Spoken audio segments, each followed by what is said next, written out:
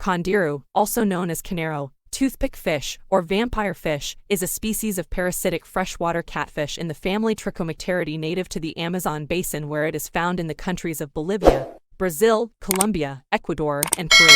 The definition of Condiru differs between authors.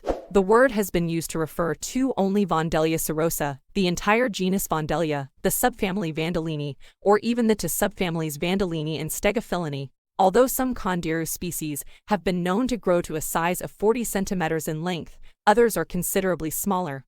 These smaller species are known for an alleged tendency to invade and parasitize the human urethra. However, despite ethnological reports dating back to the late 19th century, the first documented case of the removal of a Condiru from a human urethra did not occur until 1997, and even that incident has remained a matter of controversy. Candirus are small fish. Members of the genus Vandellia can reach up to 17 centimeters in standard length, but some others can grow to around 40 centimeters.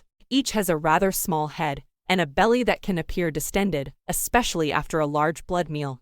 The body is translucent, making it quite difficult to spot in the turbid waters of its home. There are short sensory barbels around the head, together with short, backward-pointing spines on the gill covers. Candirus inhabit the Amazon and Orinoco basins of lowland Amazonia, where they constitute part of the neotropical fish fauna. Candirus are hematophagous and parasitize the gills of larger Amazonian fishes, especially catfish of the family Pimelodidae. Although lurid anecdotes of attacks on humans abound, very few cases have been verified, and some alleged traits of the fish have been discredited as myth or superstition. The earliest published report of Condiru attacking a human host comes from German biologist C.F.P. von Martius in 1829, who never actually observed it, but rather was told about it by the native people of the area, including that men would tie ligatures around their penises while going into the river to prevent this from happening. Other sources also suggest that other tribes in the area used various forms of protective coverings for their genitals while bathing, though it was also suggested that these were to prevent bites from piranha. Martius also speculated that the fish were attracted by the odor of urine. Later experimental evidence has shown this to be false, as the fish actually hunt by sight and have no attraction to urine at all.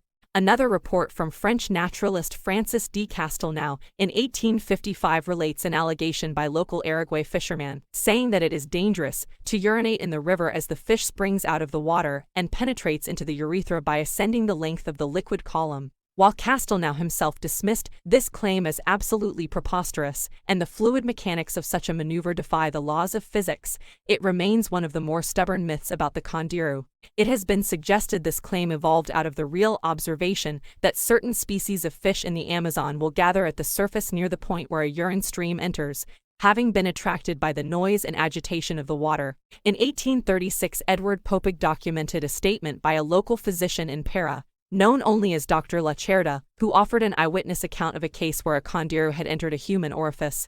However, it was lodged in a native woman's vagina, rather than a male urethra. He relates that the fish was extracted after external and internal application of the juice from a zagua plant.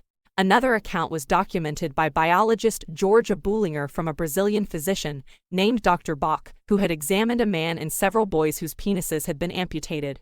Bach believed this was a remedy performed because of parasitism by Condiru, but he was merely speculating as he did not speak his patient's language. American biologist Eugene Willis Gudger noted that the area which the patients were from did not have Condiru in its rivers, and suggested the amputations were much more likely the result of having been attacked by piranha. In 1891, naturalist Paul Lecointe provides a rare first-hand account of a Condiru entering a human body, and like Lacerda's account, it involved the fish being lodged in the vaginal canal, not the urethra. Lecointe actually removed the fish himself by pushing it forward to disengage the spines, turning it around and removing it head first.